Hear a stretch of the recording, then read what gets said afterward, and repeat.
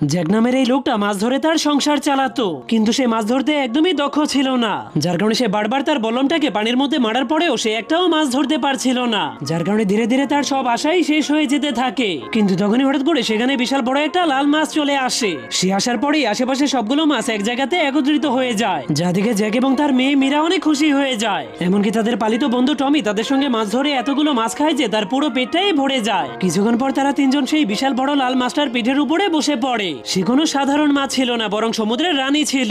তখন জ্যাক তার সঙ্গে কথা বলার চেষ্টা করতে গিয়ে বলে, আমরা ডান দিকে যেতে চাই, তুমি কি ডান দিকে ঘুরতে পারবে? কিন্তু মাছটা তার কথা বুঝতে না পারে। এবার মীরা সেখানে এসে তাকে ভালোবেসে বুঝাতে শুরু করে। এবার মাছটা তার কথা বুঝতে পেরে ধীরে ধীরে ডান দিকে ঘুরতে শুরু করে। কিছুদিন পর লাল মাছটা যখনই তাদেরকে তাদের বাড়িতে পৌঁছে দিতে যায়, তখনই সে সমুদ্রের অন্য পাশে শত্রুদের একটা জাহাজকে দেখতে পায়, যার কারণে তাদেরকে দেখে তারা অনেক রাগ হতে শুরু করলে জ্যাক তাকে বোঝাতে শুরু করে কোনো মানুষের কোনো ক্ষতি করো না। কিন্তু জাহাজে থাকা সৈনিকেরা যখনই সেই বিশাল বড় লাল মাছটা